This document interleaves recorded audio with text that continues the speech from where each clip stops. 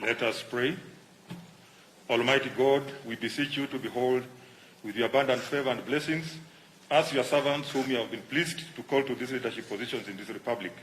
We seek guidance to treat and consider all matters that shall come under our deliberation in so just and faithful a manner as to enhance the peace, prosperity, and welfare of our country and of those whose interests you have committed to our church. Amen.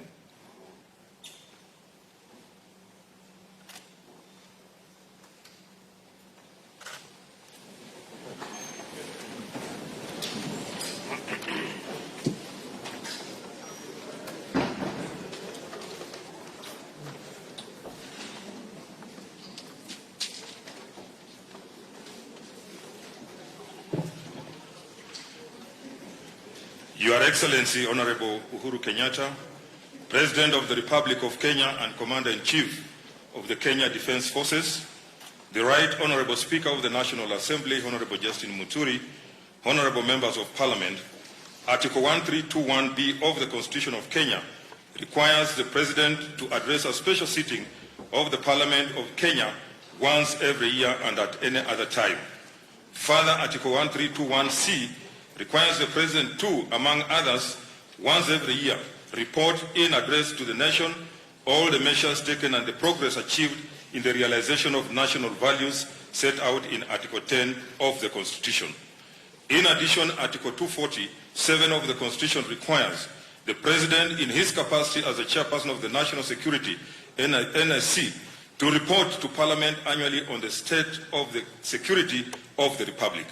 In this regard, pursuant to Article 1321B and C, 1 and 2 of the Constitution and Senate Standing Orders number 22.1 and 2, upon request by the Presidency, vide letter reference number SH/15 dated 23rd October 2020, I gave notice of today's special sitting to the Honorable Senators by Gazette Notice number 8976, which was published in the Kenya Gazette on Friday, 6 November 2020. Accordingly, Honorable members, this special sitting is properly convened. I thank you.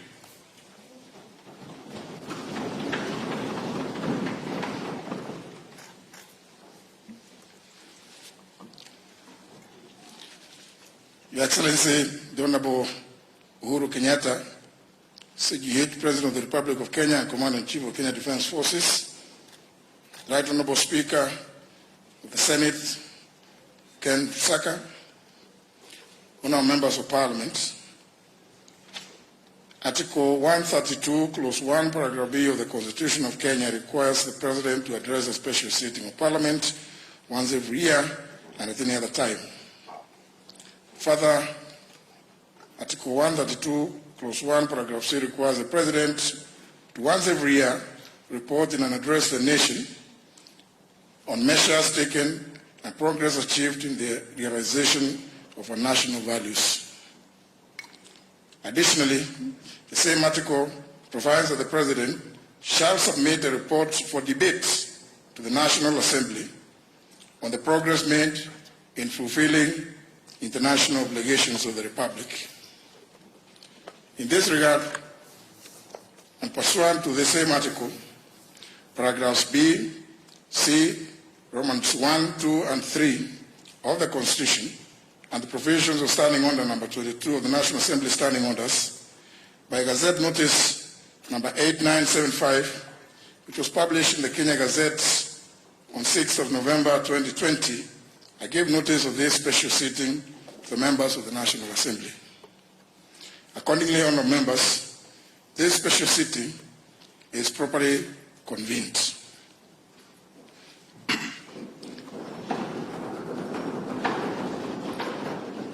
Your Excellency, allow me, in the usual parliamentary practice, to recognize some key invited guests with us here today.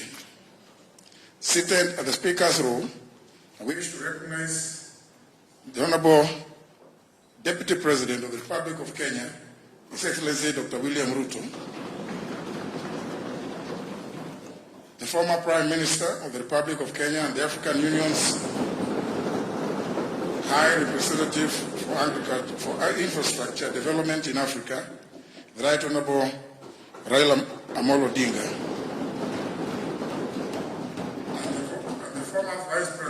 of the Republic of Kenya, the Honorable Stephen Kalonzo Musyoka, and the Honorable Musalia Mudavadi. May I also accord special recognition to the following other distinguished guests seated at the Speaker's Gallery, being the Honorable Wycliffe Oparanya, AGH, the Governor of Kakamega County, and also the Chairperson of the Council of Governors, and the Honorable Mike Sonko, the Governor of Nairobi.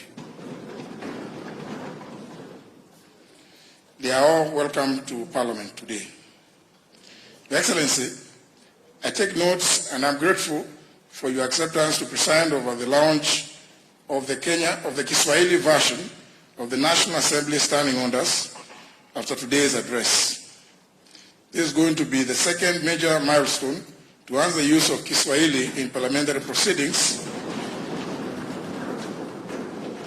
after the first one in 1974, which was undertaken following a directive to Parliament by the founding father, His Excellency Jomo Kenyatta. Towards this end, I am grateful that our public universities partnered with us in making the translation of the English version of our standing orders into Kiswahili. Of particular mention in this regard, Your Excellency, is the University of Nairobi, represented here today by the Vice Chancellor, Professor Stephen Gitahi Kiama,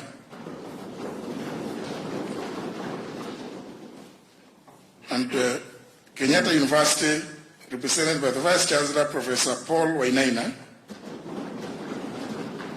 and Moi University, represented today by the Vice Chancellor, Professor Isaac Kosgei.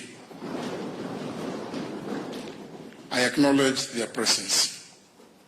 Your Excellency, accompanying the Vice Chancellors are the following Kiswahili experts who deserve special mention because they worked directly with the National Assembly team to make possible the translation of our standing orders to Kiswahili. They are Professor Mwangi Irihe, Professor Kitula Kingei, Professor Sierra Momanyi, Dr. Robert Oduori, Dr. Miriam Osore, Dr. James Michira,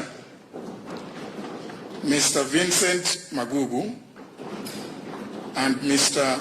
Nuhu Bakari. I salute them all.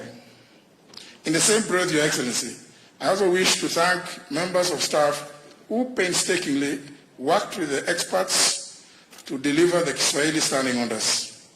A special mention goes to the Clerk of the National Assembly, Mr. Michael Sialai, and Mrs. Samuel Jeroge and Kipkemboe Arab Kirui, the Director and Deputy Director of the Directorate of Legislative and Procedural Services, respectively.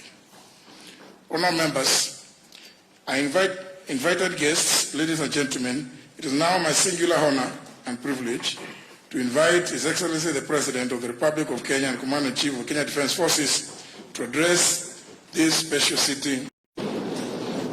Asanteni sana.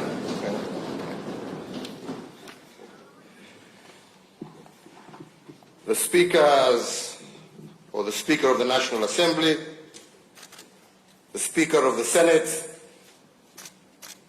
honorable members of Parliament, and all our distinguished guests, fellow Kenyans, it is my great pleasure today to join you as I report to the people of Kenya on the state of our nation. Indeed, I return to this esteemed chamber to deliver my 7th State of the Nation address in a house that I had the privilege for serving in for 11 years. 5 years on the opposition benches as the leader of the official opposition, and 6 years as a cabinet minister. Indeed, my mixed bag of fortunes while in this House affirms the possibility of our nation. Mr. Speaker and honourable members, as a reminder of our sacred duty to our beloved nation and in renewal of our solemn pledge to God and to one another, let us reflect on the following words. O God of all creation, bless this our land and nation. Justice be our shield and defender. May we dwell in unity, peace and liberty, and plenty be found within our borders. May the words of our national anthem inspire all of us to serve faithfully and with hearts filled with thanksgiving. Mr. Speaker, today as I deliver the State of the Nation address, I will also report on measures taken and the progress achieved in the realization of our national values in line with Article 132 of our Constitution. And finally, I will submit to the National Assembly a report on the progress made in fulfilling the international obligations of our Republic, as well as a report on the state of our national security. Mr. Speakers, I wish from the onset to assure you that the state of our nation is strong, resilient, and brimming with the promise of an even brighter tomorrow. I deliver this State of the Nation address in the midst of extraordinary global, economic, social, and health disruptions which have not spared us. These disruptions necessitated the rescheduling of this address for about 6 months.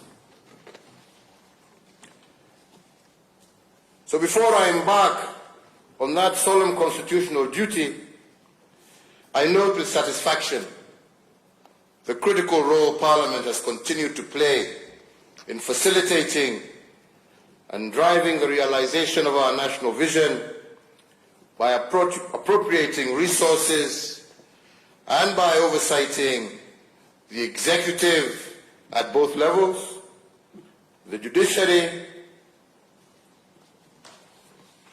of our Republic.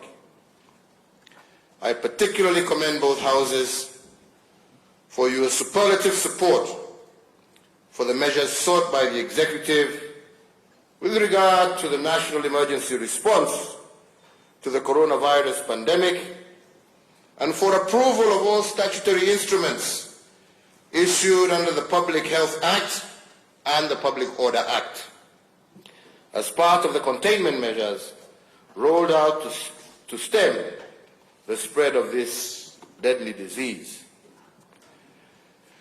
I also convey my gratitude to the National Assembly for the expeditious consideration of my nominees to various state offices, including ambassadors, high commissioners, and permanent representatives to Kenya's missions abroad. And I note with appreciation that our latest state nominee, being our nation's inaugural data commissioner, was also duly considered by the House. Asanteni sana. Mr. Speaker, sir, I am pleased to confirm to this House that the rollout of the unique personal identification number, Huduma number, with all its attendant benefits, is now fully on course. We are desirous of accelerating the implementation of our national transformative agenda.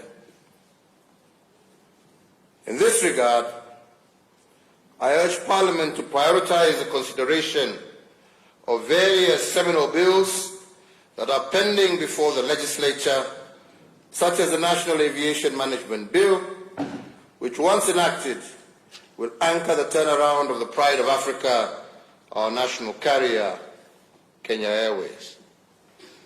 Also before the House is the Statute Law Miscellaneous Amendments Bill, the Business Amendment Bill number 2 of 2020, and the proposed legislation on the administration of referenda and on enhancing governance and on deepening our anti-corruption efforts.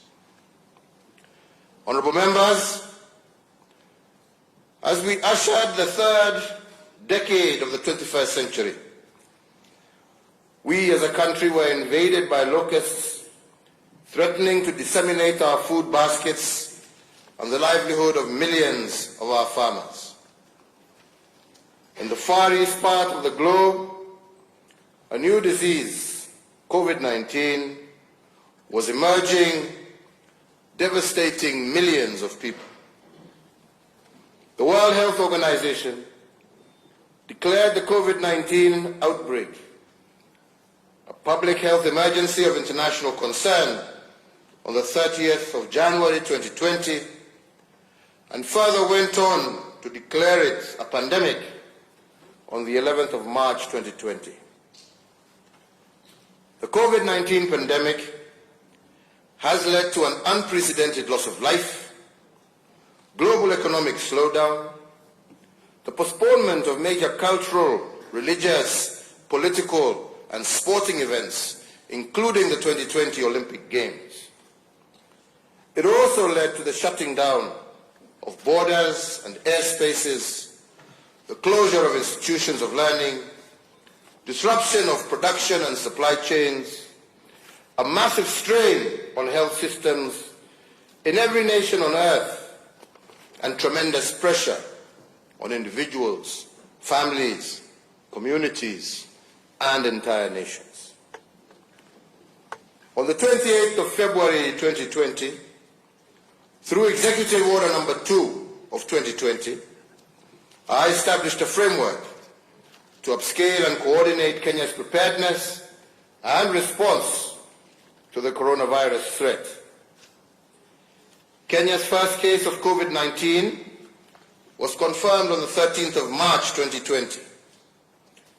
In the days and weeks that followed, my government put in place a series of public health measures to stem the spread of COVID-19. These included Kenya's first ever nationwide curfew since independence, the restriction of movement into and out of most affected counties, the shutdown of learning institutions, a ban on public and social gatherings, restriction on the number of passengers in public service vehicles, among other containment measures. Our health institutions also ramped up their preparedness by training their staff on management of the disease, by creating isolation areas, and by procuring the deployment and deploying the relevant equipment and medication. Despite these commendable efforts, as of this morning, Thursday, the 12th of November 2020, we have reported a total of 66,723 confirmed cases of COVID-19 in our country, and sadly, also a total of 1,203 deaths since this tragedy fell upon us, out of which we can say that 23 persons succumbed to the disease over the last 24 hours. Our hearts go out to the families who have lost loved ones to coronavirus. Our thoughts and prayers are with those who are undergoing isolation or treatment with respect to this disease, and we wish them a quick recovery, a quick and complete recovery. Honourable Speakers, honourable members, I would like at this juncture to request all of you to rise on your feet and join me in observing a minute of silence in honour of the memory of 1,289 Kenyans who have succumbed to this deadly disease.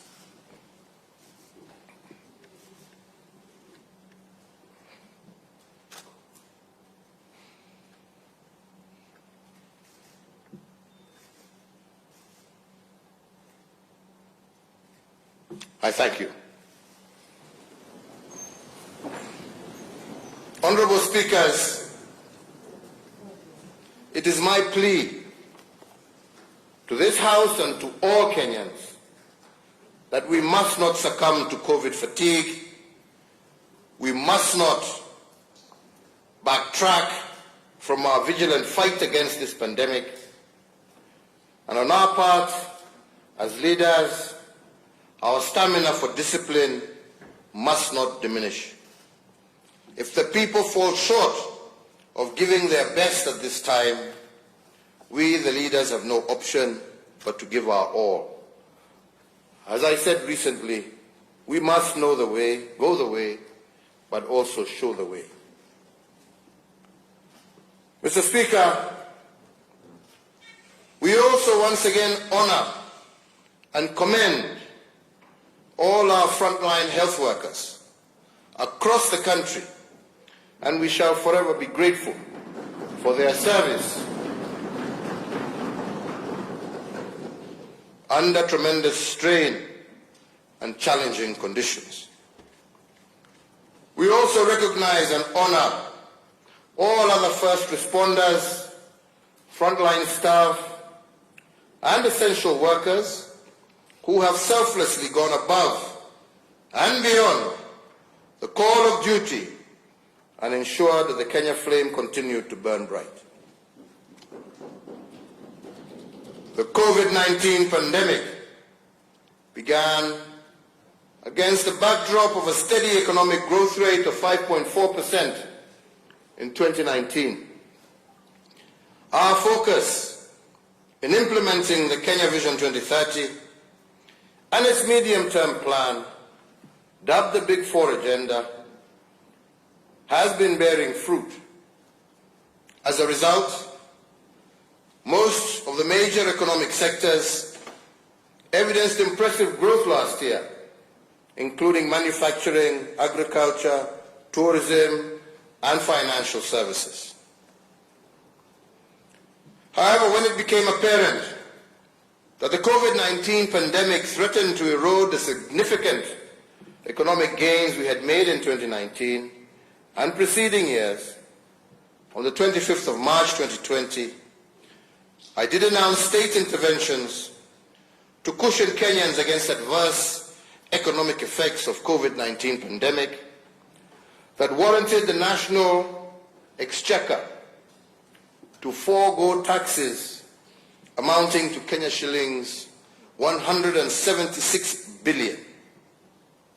These tax measures included the temporary suspension of the listing with the credit reference bureaus of any person, micro, small and medium enterprise, and corporate entities whose loan accounts had fallen overdue or was in arrears.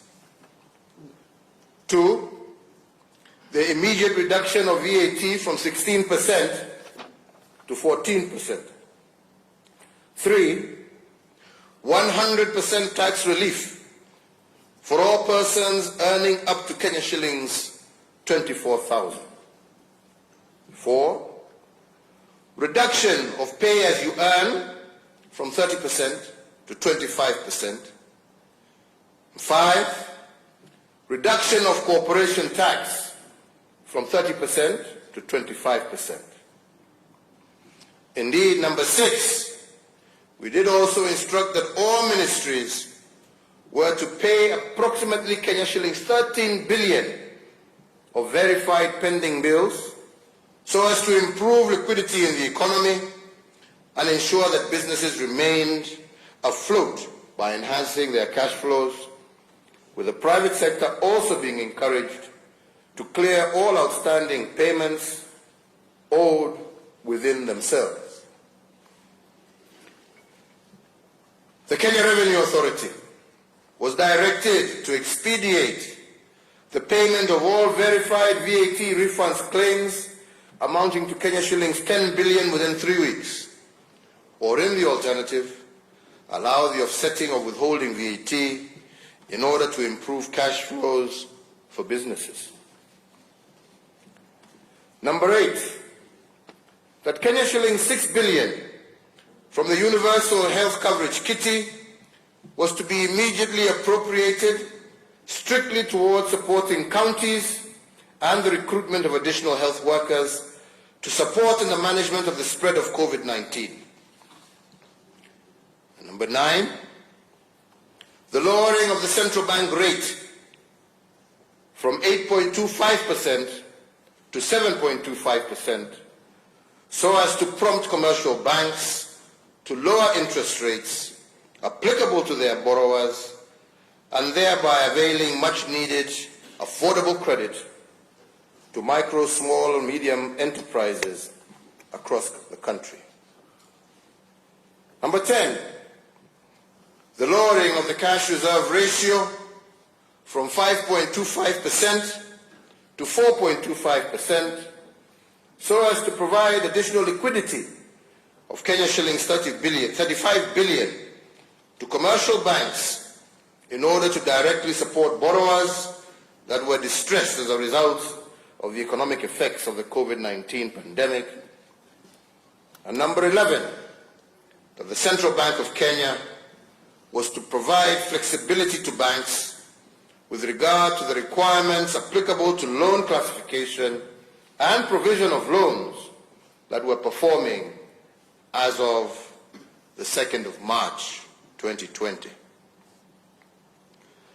In addition, my administration, with the support of Parliament, further initiated an 8-point economic stimulus program amounting to some 56.6 billion Kenya shillings. The major objective of the program was to return the economy to the growth trajectory it was on pre-corona by increasing demand for local goods and services, cushioning vulnerable Kenyans, securing household food security for the poor, and creating employment and incomes.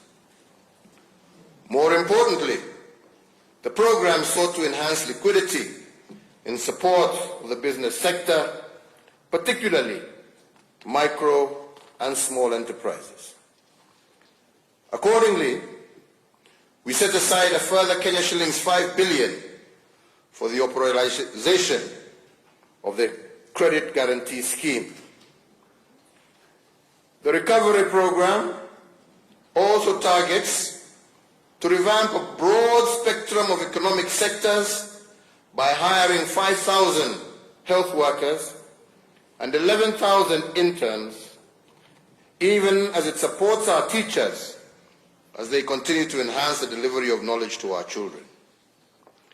It further seeks to create 100,000 job opportunities for the youth, besides implementing a subsidized farm input scheme for vulnerable households, and parts of the resource allocated will be utilized on the ongoing fabrication of 250,000 school desks crafted by local artisans.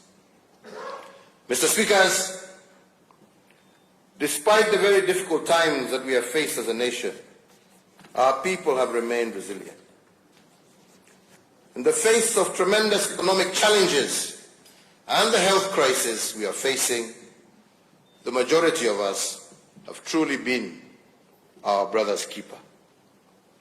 Not only have we stood with our family members and friends going through hard times, we have also acted responsibly by following the laid down public health directives. But fellow Kenyans, we are yet to get out of the woods, and so I urge all Kenyans to keep doing that which is honorable and right. As a nation, we will overcome and thereafter soar to even greater heights.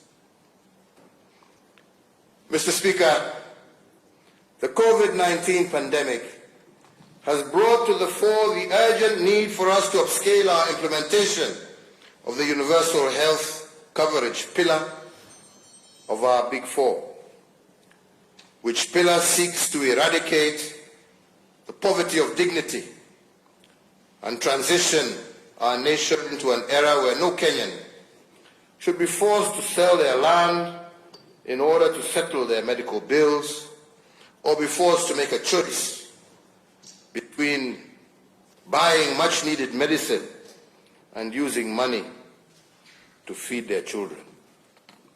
An impossible choice. Last year, I informed Parliament that the national government, in partnership with the county governments, was piloting the universal healthcare program in the counties of Nyeri, Machakos, Kisumu, and Isiolo, in preparation for a rollout nationwide. I am pleased today to report that the pilot program for universal healthcare was successfully implemented, and out of it, we have isolated critical learning points that have informed enhancements to my administration's health policy priorities going forward.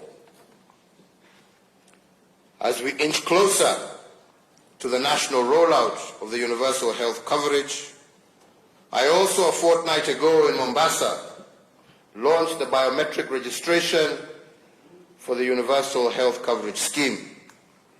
Similarly, my administration is instituting far-reaching reforms of NHIF as it perfects the medical insurance scheme.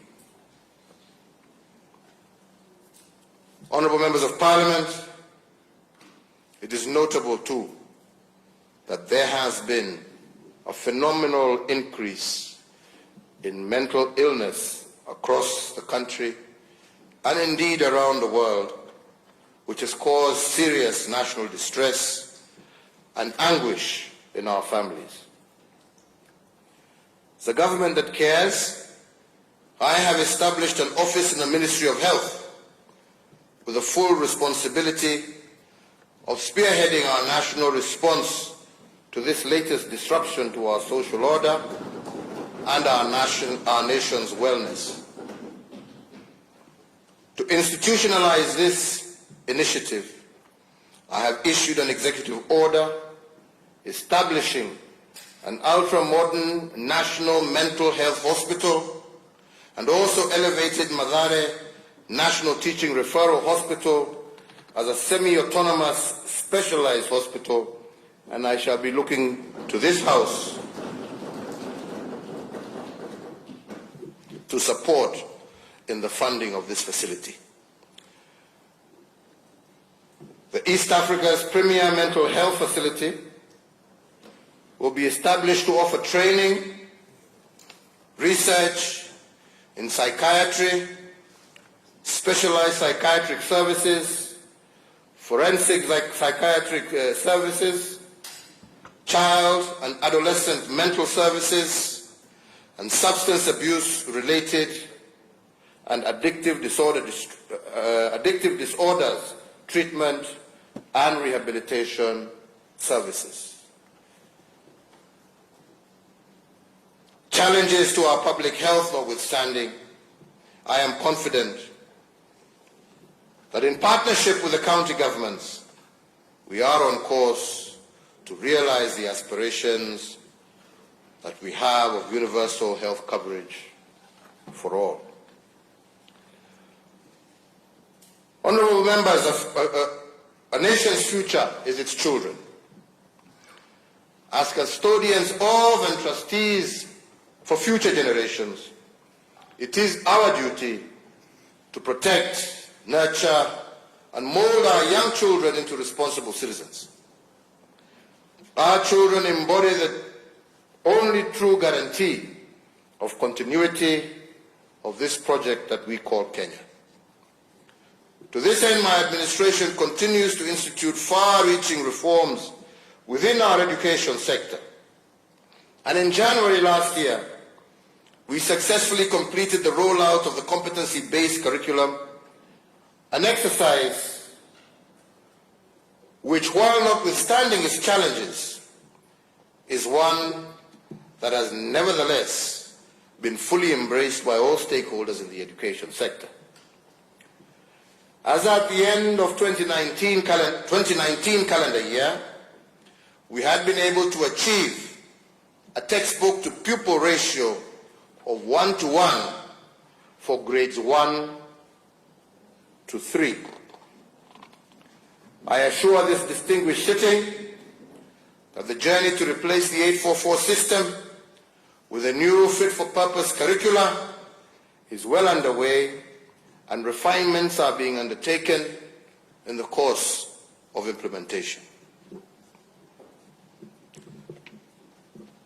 Honorable members, as a parent and also as a grandparent, I share in the pain and frustration of most parents in having our children home for nearly an entire year. However, as a responsible government, we put the health and safety of the children as the paramount consideration. The gradual and phased reopening of schools that began with the examination classes is being carefully monitored at all levels so as to ensure that our young Kenyans are safe and secure as they continue preparing for their national examinations. The Ministry of Education will, within 14 days of the date hereof, announce the 2021 academic calendar, with all other classes expected to resume learning in January of 2021. Still on the subject of our basic education, I made a commitment to the nation during my last State of the Nation address that no child should be left behind, meaning that no child be denied their right to access education. I am pleased to report to this House that for the second year we have been able to achieve a transition rate of 100% from primary to secondary schools. And even as we prepare to reopen schools, I once again reiterate that no child will be left behind, even those who unfortunately have transitioned into being young parents. Honorable Speaker, we must say that in the face of these undoubtedly impressive gains, we must guard against resting on our laurels. The next frontier in the quest to providing education for all is to improve our education in Kenya by enhancing quality of education, both in terms of physical structure as well as content. It is evident that our public day and boarding secondary school infrastructure is overstretched. As a result, our students are suffering congestion in both classes and dormitories. These challenges, however real, must not stop us from pursuing what we know to be the right thing for our children. Rather, they should act as motivation for us to work even harder. Through a combination of interventions, both policy and financial, involving the Ministry of Education, county governments, and members of the National Assembly, through the National Government Constituency Development Fund, we shall have the necessary resources to address the infrastructure gap to our education sector conclusively within the next 24 months. In this regard, I therefore appeal to members of the National Assembly that the use of funds under your oversight should be used primarily to respond to the immediate and short-term needs of our learners. Currently, there is an urgent need for construction and equipping of more dormitories, classes, and other amenities to further facilitate ease of learning for our children. Indeed, conscious of the fact that significant financial resources will be deployed towards the construction of at least 12,500 new classrooms and related school facilities. And in that regard, the Ministry of Education and the Ministry of Transport, Infrastructure, Housing and Urban Development have been instructed that by the 1st of December 2020 to issue a new set of building guidelines for school infrastructure that allows the use of appropriate and cost-effective building technologies suited to the varied geographies of our nation. The intervention of these guidelines will achieve transparent and standardized bills of quantity that will guarantee value for taxpayer money. For every shilling that we put into school infrastructure, we must seek to obtain more classes built to acceptable standards.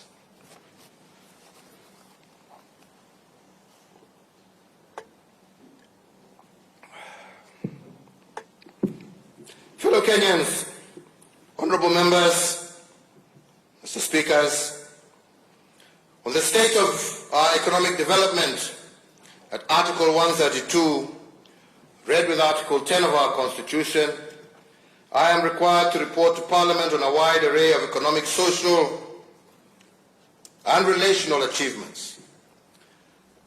I call the sum total of these achievements our economic development. Honourable members, economic development is not about intentions and activities. It is about results. It is not about the volume of what we did. It is about the impact of what we achieved. In other words, economic development is the measure of the tangible, positive transformation of the well-being and the quality of life of our people. During this year's reporting, I will focus on 4 areas of primary thrust and situate the 4 areas within the broad framework of the Big Four. And I must mention at the onset that the Big Four is not a project as many think of it. The Big Four is an economic development strategy or framework which I have used to organize government delivery and to answer the question why in terms of the selection of the priority areas that we are working on. The philosophy of the Big Four is anchored in 4 intentions which we have pursued relentlessly this year despite the problem of COVID-19. The first one is liberating our urban poor from the poverty of dignity caused by poor housing and inadequate services. The second is transitioning our young people from being earners of wages to owners of capital. And the third is building a holistic base of human capital that is food secure and health assured. And the fourth is jump-starting the shift from being a country of net consumption to one of production. And this has been our why for the Big Four during this difficult year.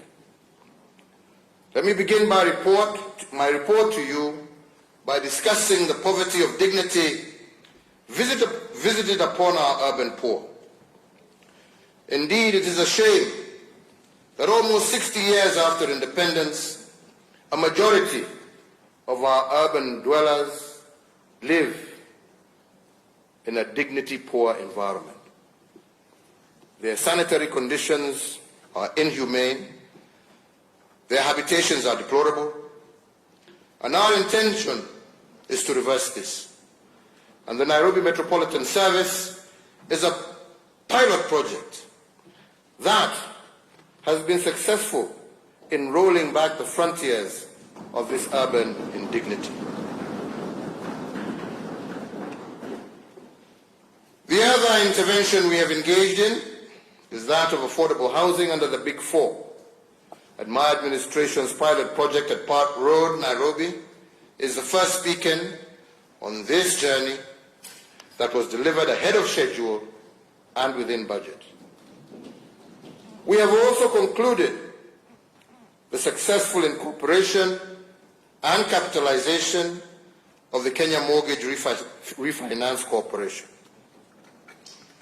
This corporation will improve mortgage affordability, increase the number of qualifying borrowers, and result in the expansion of the primary mortgage market and home ownership in Kenya, while also deepening the capital markets through large-scale, medium to long-time refinance options.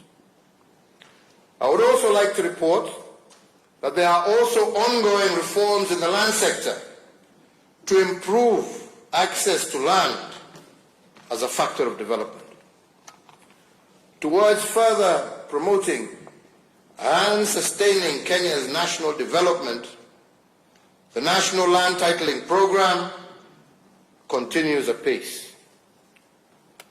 During my administration and over the last 7 years, 4.5 million new titles have been issued since 2013, as compared to 6 million titles issued from 1963 to the year 2013. These are not mere abstract statistics, honorable members. They represent very real gains from wananchi and the resolution also of long-standing historical land injustices. For example, just last week in Samburu County, only 2,000 group ranches were titled by the preceding administrations.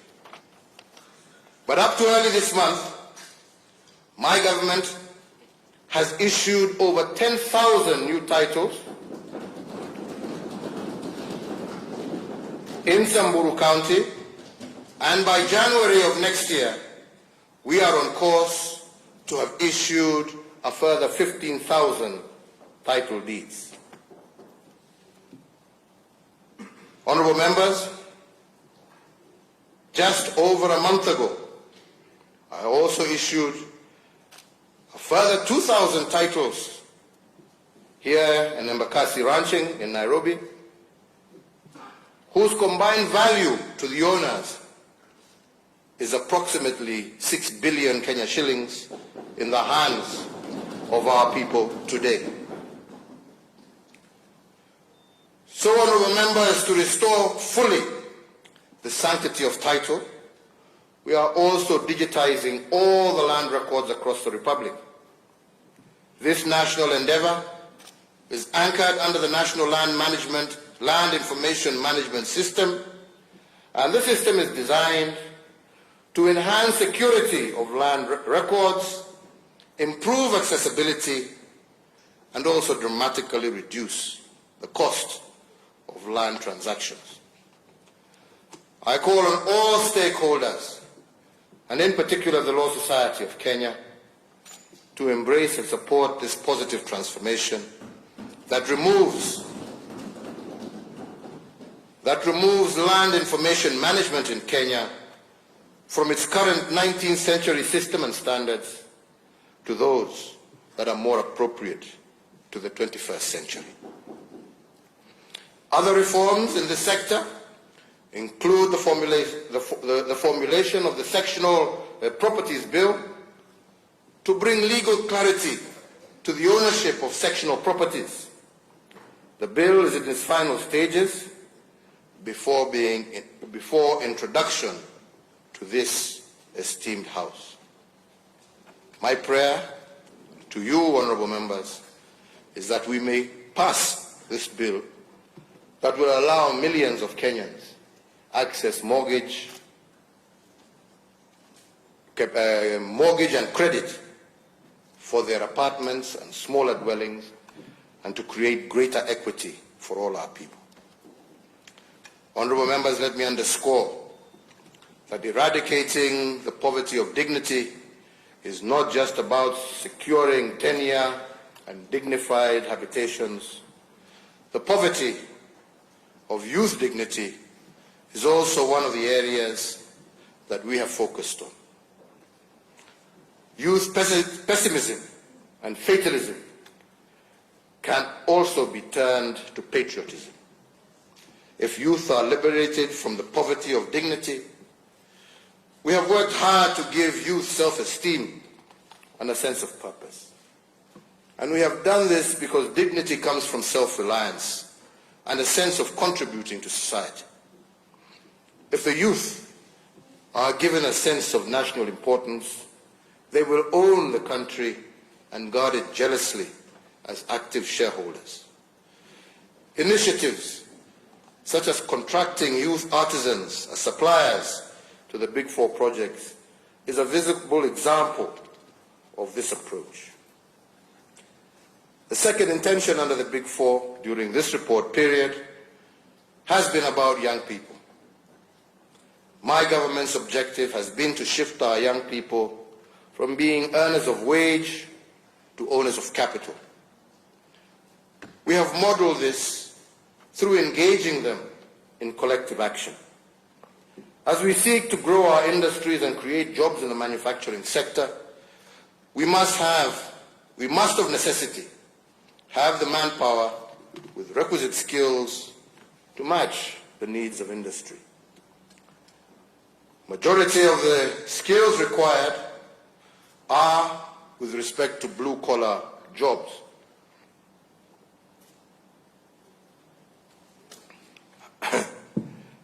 To blue-collar jobs that need young men and women who understand the basics of the digital economy and who have the capacity to deploy both knowledge and ingenuity as they seek to solve practical problems.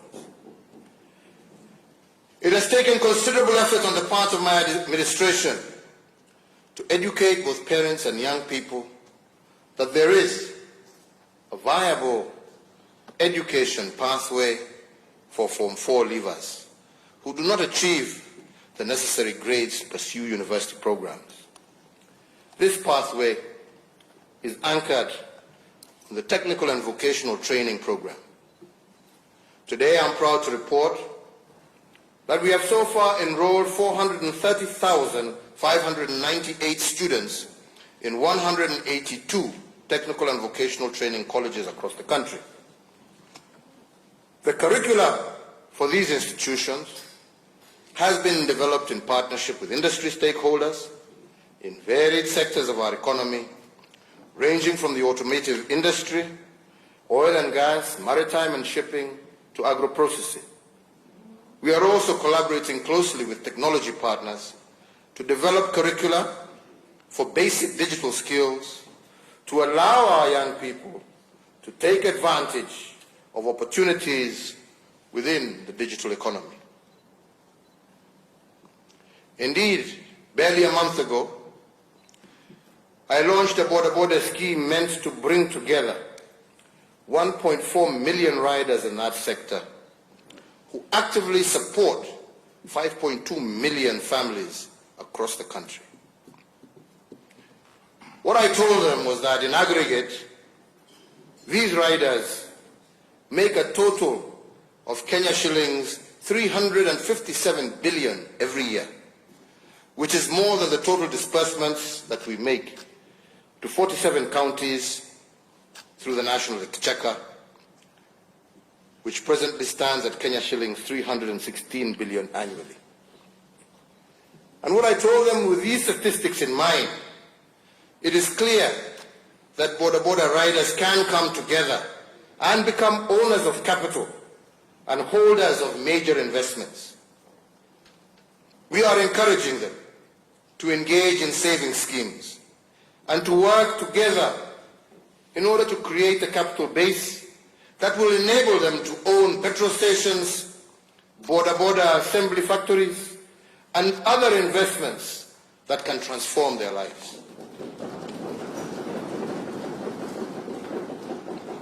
Shifting our youth to become owners of capital also requires us to develop productive capabilities that move from the rudimentary to the complex operations. This is partly why we have revived Rivertex as a producer of textiles and a consumer of locally produced cotton. This is in line with the agricultural transformation strategy that obliges the growth of new strains of biotechnical cotton as a key area of opportunity for Kenyan farmers. The manufacturing pillar of the Big Four also aims to provide training ground for our young people to acquire skills and to replicate these in light industries. The third intention under the Big Four during this reporting period has been to develop a holistic human capital base. Our intention here has been to expand our health infrastructure and to guarantee that the individual is free from want and free from fear. Similarly, and in support of the holistic individual, I would like to report that measures aimed at achieving food security are already in place. The implementation, for example, of the agricultural sector transformation and growth strategy is well underway, and we have also successfully reformed the agricultural input subsidy program. If we can achieve this intention of developing a holistic human capital base, then we will increase our national productivity and enhance our economic development. The fourth intention of the Big Four under this year's economic development program agenda is the commencement of the journey from being a country of net consumers to a country of net producers. And in order to make this shift, we must admit that we cannot experience any significant progress in manufacturing and agro-processing without the building of transport systems and making significant investments in energy.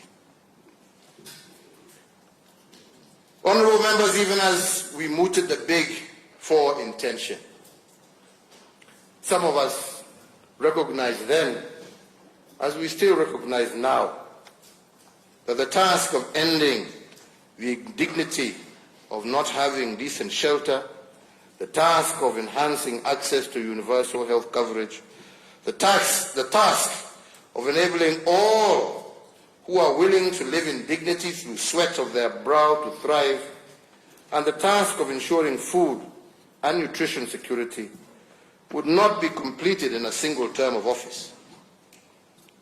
That being the case, we gave a solemn promise that by the end of 2022, we would have laid an unshakable foundation for the realization of this vision, which is a shared aspiration for millions of our Kenyans.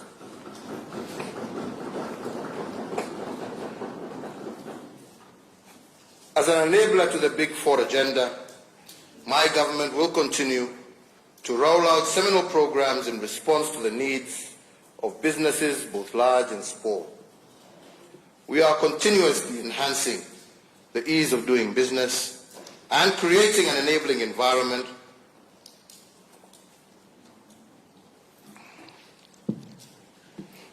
for all our enterprises to thrive. Earlier this week, I commissioned a transit shed at the Kenya Railways Nairobi and dedicated it as a clearing point for cargo imported into the country by our small traders, saving them the agony and inconvenience of delayed clearing of their trade wares, as well as saving them considerable financial cost. The dividends of our sustained reforms and investments over the last few years continue to enhance our nation's competitiveness and ranking globally. We have recorded many milestones thus far, such as Kenya's 80 slot improvement since 2014, with our nation currently ranked at number 56 globally and ranked third in sub-Saharan Africa on the Ease of Doing Business Global Ranking Report.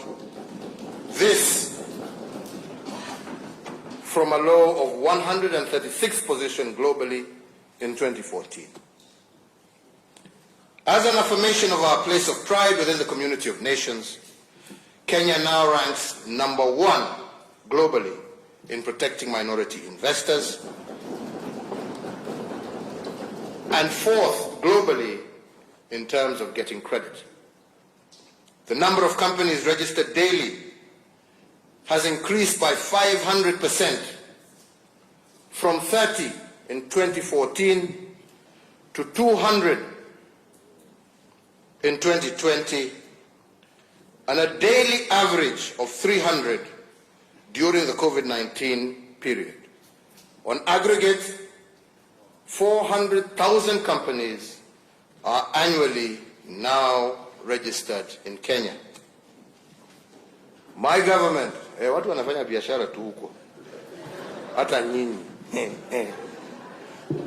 My government has heeded the cries for bold and decisive actions to reduce the unnecessary regulatory burden occasioned by the multiplicity of licenses at both the national and county levels.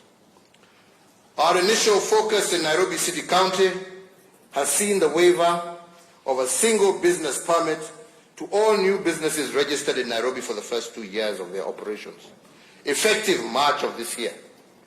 We have also waived the presumptive tax requirement for all new businesses.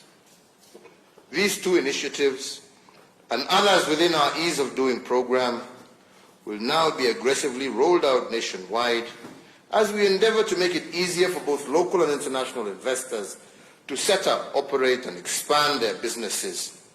And our endeavor is to make Kenya the best country on the continent in doing business by the year 2022. And for this, I seek the support not just of this House, but also of our 47 county governments. As we continue to create an enabling environment for our enterprises to thrive, we are also enhancing connectivity in the country through ports, road and rail. In respect to key national trunk roads, the construction of the Nairobi Expressway project continues apace, and just last month, I witnessed the signing of Africa's largest public-private partnership funded project, the Nairobi Mau Summit Expressway. These are milestones which will have significant impact on the economy by decongesting Nairobi's gateways on the part of the expressway project and by opening up the economies of increasing connectivity in Western, Rift Valley and Central Kenya on the part of the Nairobi Mau Summit project. Honorable members, with regards ports and bridges, the Lamu Port Berth 1 is now complete, and the focus has shifted to bringing it into full operation for transshipment cargo. My administration is also now in the final stages of installing the Likoni Floating Bridge, an 824-meter long bridge costing 1.9 billion that will be the first automated floating bridge in Kenya. The Likoni Floating Bridge will help to decongest ferry transport of the Likoni Channel in the context of the COVID-19 safety concerns and beyond by providing a safe pedestrian connectivity from Liwatoni on Mombasa Island to Ras Bofu on the Likoni mainline site. Further, the Kisumu Port rehabilitation works are ongoing, and the new port is now, as we speak, already processing fuel products to Uganda. On our railways 2 days ago, I commissioned the Nairobi commuter railway upgrades, which is set to dramatically change the public transport experience in Nairobi and across the metropolitan area. Additionally, we are undertaking rehabilitation of the meter gauge railway line along various routes. The Nairobi to Nyanyuki route is now back in service after decades of dormancy, with the Naivasha to Kisumu and Naivasha to Malaba route currently ongoing an overhaul under a multi-agency team coordinated by the Kenya Defence Forces. With regard to the energy sector, the last mile connectivity program crossed the 7.2 million household connections mark that the country is proceeding well towards our aspiration of 100% universal electricity access by 2022. We have also completed a national geospatial mapping exercise that has allowed us to catalogue the wealth of our natural resources. It will also enable us to improve the management and use of land, the essential but finite resource that we share as a nation. To protect all these undertakings, honourable members, I am required to submit a report on the state of our national security pursuant to Article 240 of our Constitution. Honourable members, the state of our national security is strong. Our homeland is secure from the varied threats against it. For this, and on behalf of all Kenyans, and as the Commander-in-Chief, I give thanks and praise to the brave men and women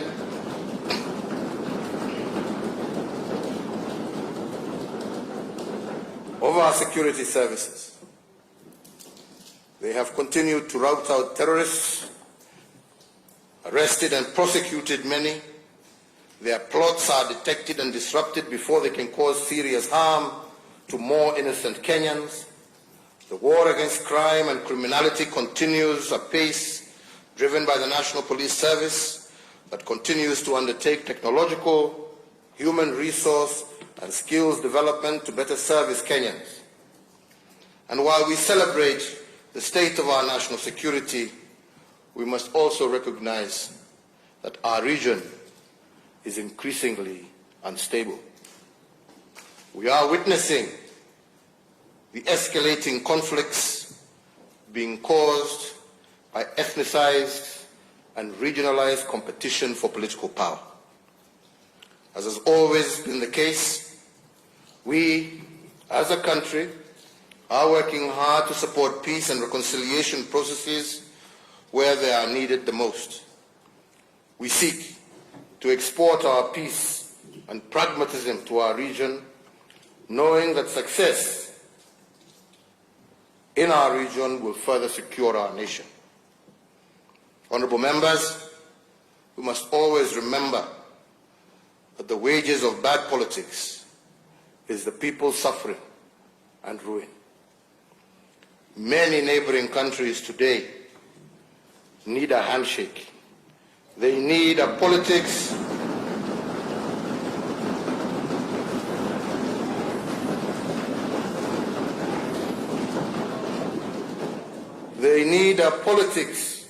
in which competition is not turned into enmity and war. They need political leaders focused on including the young and desperate, not inciting them to revolt against their country and their elders.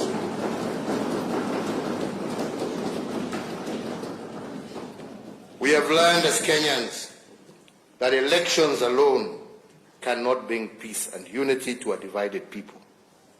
For that, leaders must reach out to each other and build bridges over turbulent waters to allow the people to cross into safety and prosperity.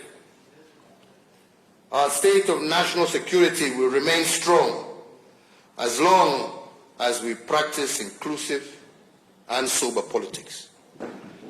I ask the members of this House, all leaders, and all Kenyans to deeply ponder their role in promoting the politics that assures our security, deters our enemies, and is focused on serving the people. My administration is also implementing the following reforms in the security sector: the expansion of the National Police Service Control and Command Center for Surveillance and Communication, the successful launch of the Digital Occurrence Book Pilot Project, and in addition, I recently and very proudly unveiled the National Security Innovations exhibition at the Kenya Wildlife Service Law Enforcement Academy in Manyani in Taita Taveta County. This was a youth-driven, innovative project aimed at leveraging on technologies to address problems facing citizens, from cybersecurity, crime, revenue collection, gateways, social media communication, to geospatial mapping and resource consolidation, and even the manufacture of small arms. My government recognizes the important role played by ICT and innovation in overall national development. Information communication technology has greatly improved access to government services and enabled Kenyan youth access job opportunities outside Kenya. To ensure that Kenyans continue to enjoy these benefits, my administration has increased access to ICT infrastructure and connectivity through the rollout of the basic voice infrastructure in 67 sub-county locations in all unserved areas.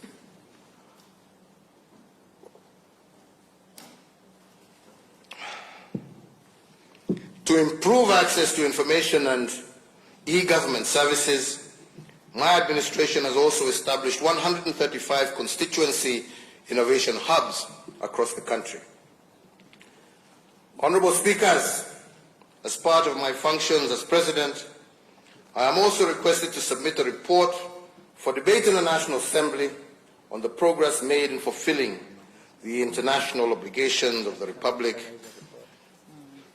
At the end of this address, I will indeed submit this report to this House. However, some of the key achievements of that report are worth mentioning in this State of the Nation address.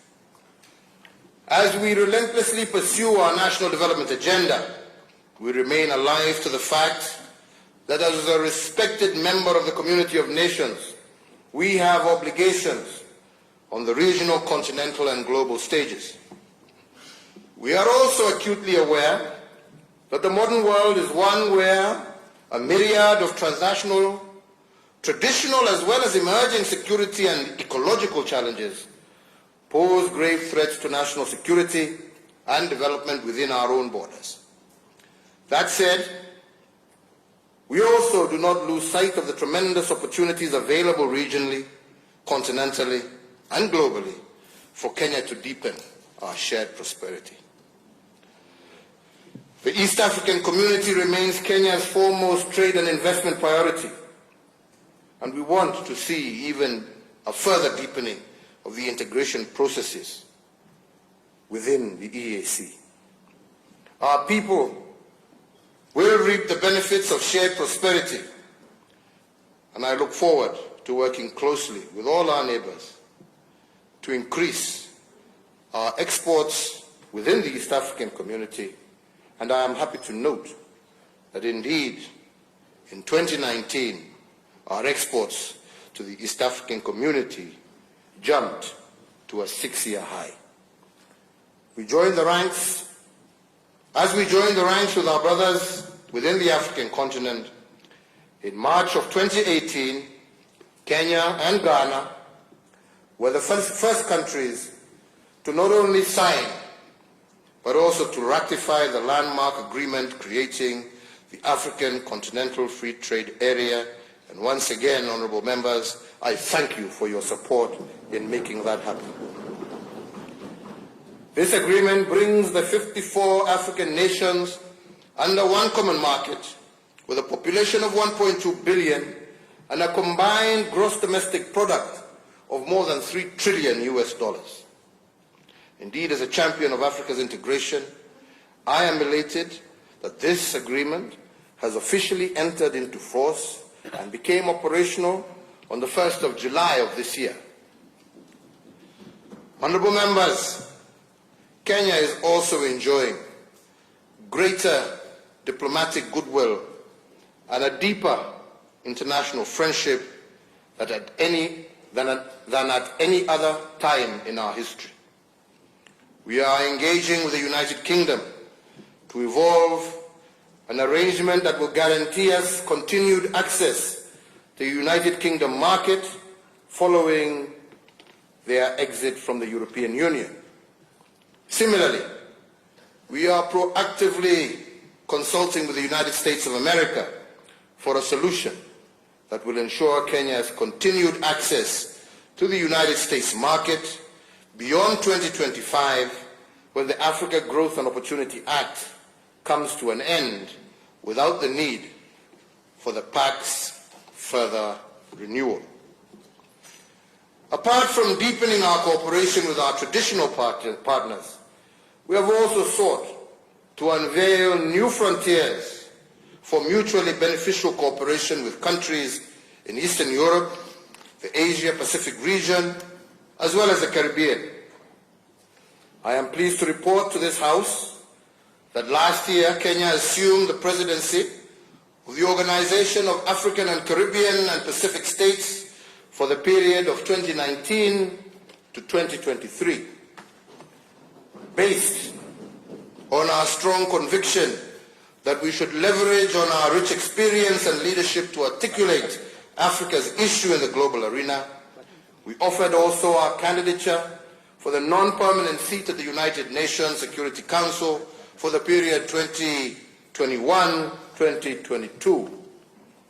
We obtained the overwhelming endorsement by the African Union, which was reaffirmed during the 33rd Ordinary Session of the Assembly of Heads of State and Government that took place in Addis Ababa in February of 2020.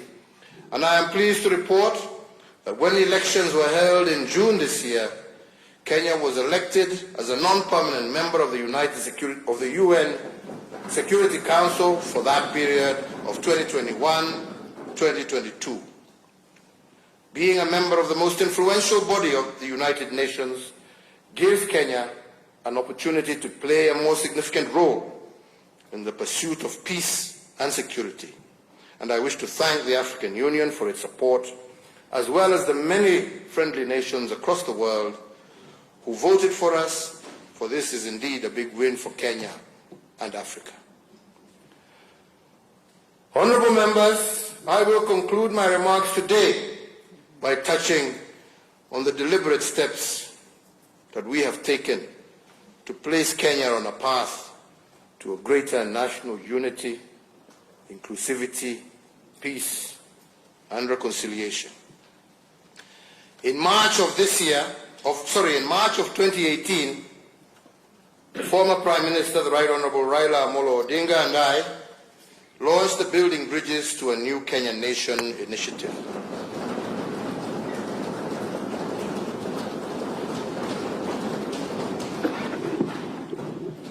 To support the same, in May of 2018, we established the Building Bridges to Unity Advisory Task Force, and this task force has now completed its work and submitted its report, a report which has elicited great public debate. The report extensively evaluates our national challenges and makes robust and comprehensive practical recommendations to address them. Indeed, as we progress to the next phase of this, I urge all Kenyans to constructively consider the recommendations therein.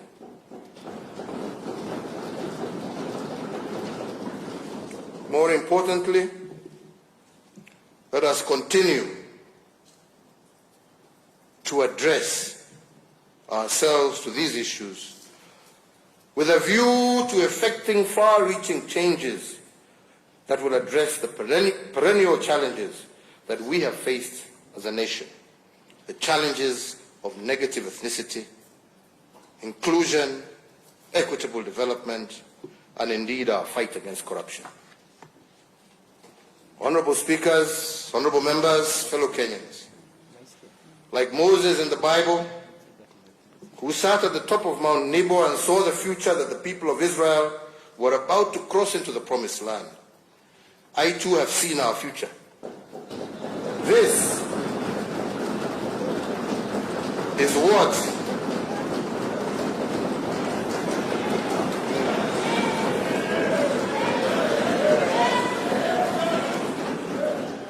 fellow Kenyans, is what our future looks like. A Kenya where no one will ascend to a high public office on account of their tribe. A Kenya where no capable person will wallow in poverty because of poor governance. A Kenya where our potential as a people will be exploited for the greatness of our nation. A Kenya where we will all share equitably in this prosperity of our nation. I believe our future is bright. I believe the